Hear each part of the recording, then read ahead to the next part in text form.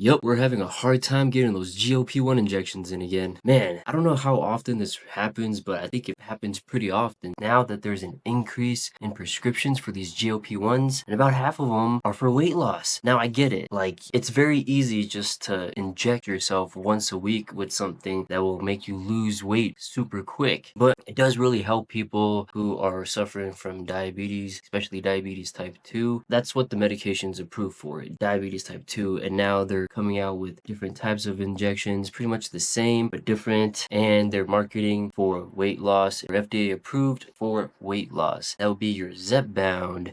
That would be, I can't really think of off the top of my head right now. All I'm saying is that for the people that really need it, they really need it, man. Like the type 2 diabetes people, now, they've gotten to the point where, they're diagnosed and living with type 2 diabetes. But for everybody else, especially those just getting it for weight loss, people must not want to go to a gym. People must not want to change up their lifestyle. People would rather just sit back and take a shot and lose all the weight and still continue with their lifestyle, current lifestyle. All the medication really does, it just curbs your hunger. It makes you not hungry. It slows down your gastric emptying. So it slows down how often your stomach will empty out the contents into your intestines. So with all that being said, you're literally just suppressing your hunger, which, you can do with willpower. You can do with other methods that doesn't require injections. Like some doctors like to prescribe phentermine, which, I describe it as a very, very mild version of Adderall. People also are getting prescribed methamphetamine for weight loss as well. Now, those drugs do exactly the same thing. They just curb your hunger, increase your adrenaline levels,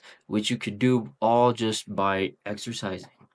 All by an intense cardio workout. And plus, you need it, because you losing all that weight doesn't really matter. It's gonna, cause some sort of side effect in the future that we currently don't know about, because like every drug that's currently marketed in the market and being used in the market, it's like literally the final round of whatever type of drug investigation research that keeps going on. That's why you get some drugs that are pulled off the market if they fail safety. If you gotten to a point where losing weight, which is willpower, has just literally flew out the window, like you can't conjure up any ounce of willpower to actually slim down and get fit. Now, I know some people that they rather do that than be on these injections, because have you heard of Ozempic butt, or how these injections make you look older just because you're losing weight so quickly that your skin doesn't have enough time to sort of like stretch back, or pull back, contract back to how it was before when you were youthful. To each their own. I just think that doctors are prescribing it more because certain people are unable to, maybe unwilling to, but who knows, maybe some of these people that have lost a lot of weight with these injections,